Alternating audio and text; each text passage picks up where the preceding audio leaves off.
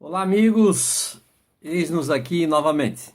Desta feita, quero tratar de um assunto bastante discutido nas redes sociais. Enfim, é uma discussão já há mais de 500 anos e eu quero dar alguns esclarecimentos para muitas pessoas que têm discutido na internet, em sala de aula, enfim, individualmente, em vários lugares. E tem falado algumas coisas que não procede com a verdade, ok? Quero deixar bem claro a respeito do conceito do livre-arbítrio, tá certo? Livre-arbítrio segundo Pelágio, os pelagianos, o livre-arbítrio segundo os semi-pelagianos, o livre-arbítrio segundo Calvino, João Calvino, e o livre-arbítrio segundo Jacobs Armínio. E há um grande problema aos nossos irmãos calvinistas por não conhecer exatamente o conceito de Jacobs Armínio, colocam ele no mesmo pacote com o Pelágio e semi-pelagiano, tá certo? O que é o livre-arbítrio segundo a Bíblia? Livre-arbítrio segundo a Bíblia é aquilo que Deus deu ao homem para que ele tivesse a capacitação, a liberdade de escolher em fazer o mal, isso inicial, né? Porque ele só sabia fazer o bem, tá certo? Ele não tinha liberdade entre fazer o bem e o mal, porque ele só fazia o bem. Deus foi lá e plantou a árvore do conhecimento, do bem e do mal, possibilitando o homem a ter a ação em cometer o mal. E Pelágio vai dizer que após a queda do homem, o Adão pecou, o livre-arbítrio do homem não foi afetado. Então ele vai dizer que essa dádiva de Deus, esse dom de Deus, Deus não tirou do homem, Deus deixou com o homem e o homem então é livre para buscar a Deus. Deus não precisa, o homem não precisa de Deus para buscá-lo. Eu vejo um conceito errado do Pelágio justamente nessa questão. Ele dizer que não há depravação total, não houve nenhuma depravação, até por sinal, em relação ao livre-arbítrio, e o homem tem essa liberdade. O semi-pelagiano, o semi-pelagianismo, ele diz que não, o homem, após o pecado, ele foi afetado moralmente, né, espiritualmente, mas não 100%. Só uma parcela do homem foi afetada. Então o homem é depravado, mas não total, só em parte. Então o homem consegue, com essa parcela de moralidade, consegue buscar a Deus sem a ajuda de Deus. O Calvino vai dizer o seguinte: não, o homem foi depravado totalmente e não existe livre-arbítrio para o homem. E se existir o livre-arbítrio para o homem, essa liberdade é só para cometer o pecado, só para cometer o mal, porque ele é depravado, ele é mau. Então, que liberdade, se é para ter essa liberdade, é preferível não ter, ele vai dizer. Então, não existe a liberdade para o João Calvino, o livre-arbítrio. E o Jacobs Armínio diz o quê? Jacobs Armínio, ele concorda com o Calvino.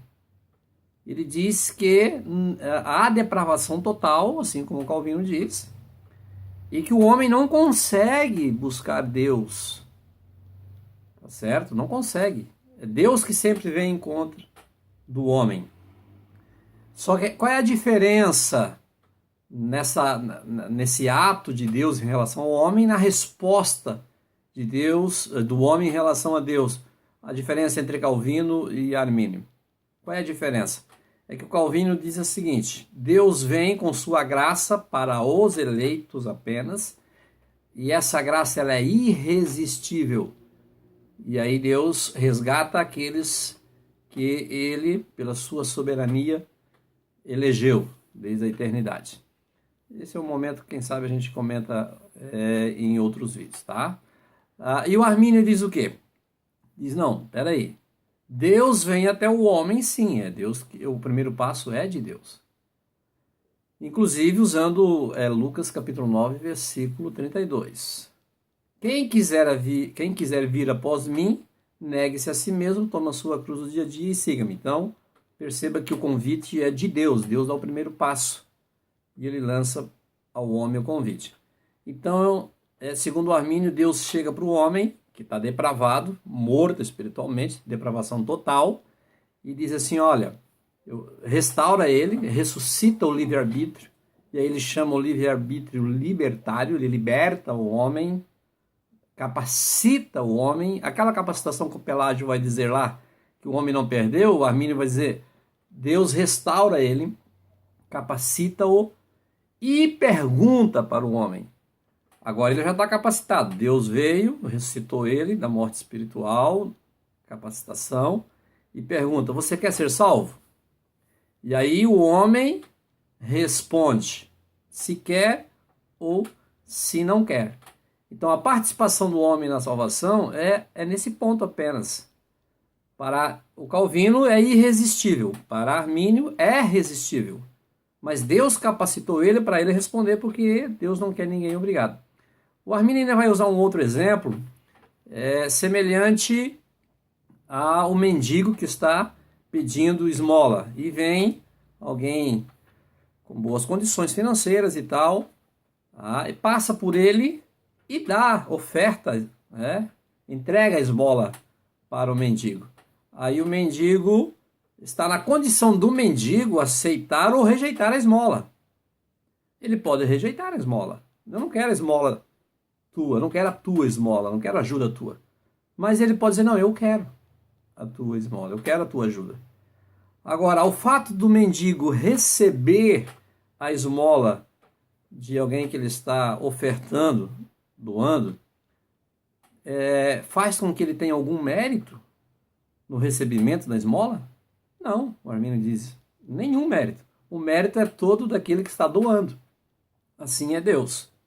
O pecador, o depravado, ele não tem nenhum mérito na recepção da oferta, da graça que Deus está lhe dando. Ok? Então, se você quer entender um pouquinho melhor, eu quero aqui te apresentar as obras de Armínio, volume 1, volume 2 e volume 3, tá? É uma propaganda gratuita aí da CPAD, ok? Então você pode leia a própria obra de Armínio, não aquilo que os escritores falam do Armínio.